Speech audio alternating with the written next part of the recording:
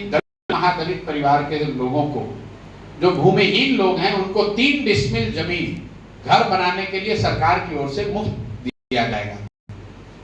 2008 से हम लोग बैठे अभी 2025 में, कुल 18 साल हो गए। सरकारी आंकड़े बता रहे हैं कि 2,34,000 परिवारों को ही ये जमीन दी गई। उस पर भी प्लानिंग कमीशन का भी एक रिपोर्ट आया है जो बता रहा है कि सिर्फ 1,20,000 परिवारों को ही एक्चुअली जमीन मिला है, बाकी लोगों को जमीन सिर्फ कागज पर अलॉट हुआ, जमीन नहीं मिला। योजना के मुताबिक 50 लाख दलित महादलित परिवारों को ये जमीन मिलनी चाहिए थी, मिली 2,34,000 को, रियल में सिर्फ 1,20,000 को ही। तो इस पर भी हम लोग दलित परिवारों के पास जाना चाहते हैं और उनसे भी हस्ताक्षर अभियान का, उसमें भी उनको भी हिस्सा बनाया जाएगा। हाथ कंगन को आरसी क्या, पढ़े लिखे को आरसी क्या, 11 को मैंने घोषणा कर दी है।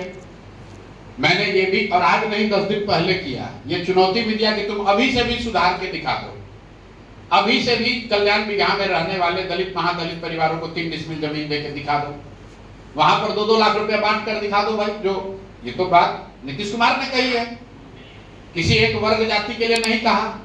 जातिगत जनगणना के पुरोधा बन रहे हैं तो भाई नीतीश कुमार अपने गांव में जो जातिगत जनगणना में गरीबी रेखा से नीचे वाले लोग हैं, कम से कम वहां पर किसी को 10,000 रुपया भी मिला हो तो बता दो।